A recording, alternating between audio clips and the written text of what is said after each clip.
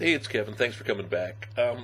I don't know if the burrito talk got me thinking about more of my favorite fast food wonders, or actually, I think what got me going was this weekend out running some errands, and I was in one of the suburbs, or one of the parts of Nashville, Brentwood, where I was living when I first moved here, and I noticed that the A&W was gone. Actually, it was one of those combination A&W Kentucky Fried Chicken deals. And what was surprising was the Kentucky Fried Chicken lasted, the A&W didn't. So I guess that location was now just an A&W. There is another A&W around Nashville, so I can still go out and grab a hot dog at A&W. But I've always been a big fan of hot dogs. And actually, I shouldn't say hot dogs. I should say chili dogs. And you can always get a chili dog at an A&W or at a Dairy Queen, and they're good in a pinch. They're not the greatest dogs in the world. I think my fascination or my love for hot dogs came when I was growing up as a young man, working at the Hip Pocket store in Military Circle Mall in Norfolk, Virginia. One of the only places to eat at the time, or at least that I could afford, because there wasn't really a food court back in the late 70s, was at the Orange Julius. And so me and my buddy Jeff, who worked with me in the stockroom, would run to Orange Julius nearly every day, and you could get a different kind of hot dog. Whether it was a California dog or whatever, a New York dog or a Kraut dog, whatever it was, and a different version of Orange Julius every day.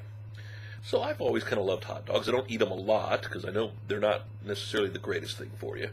But I do have a fascination with hot dogs, and I'm always looking for a good hot dog place. Sadly, when I lived in Northeast Ohio, there wasn't really any great hot dog place close to where I lived. In Medina, which is about 20 miles to the west of Akron, there was Dan's hot dog shop. Wasn't bad. One thing I hated about it was a sit-down restaurant that, man, the booths were really tight, so it was really tough for me to sit down and enjoy a good dog.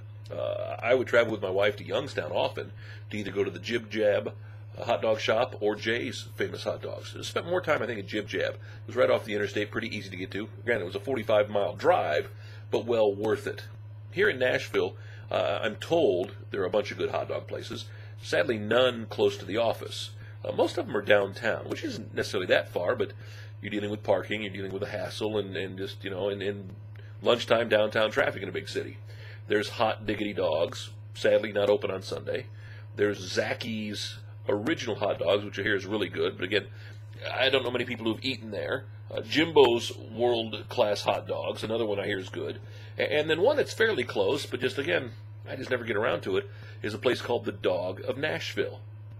Sadly, I don't have a lot of friends who are hot dog, I don't know if you'd say connoisseurs, so they can't really tell me how good the dogs are. And if there's one thing you hate, it's a bad chili dog or hot dog. So for now, A&W or Dairy Queen will have to do until I can find the hot dog place. And again, it's maybe once every few months. I'd love for it to be once every few days, but, well, you know how the old battle of the bulge is. Maybe it is the diet. I'm hungry.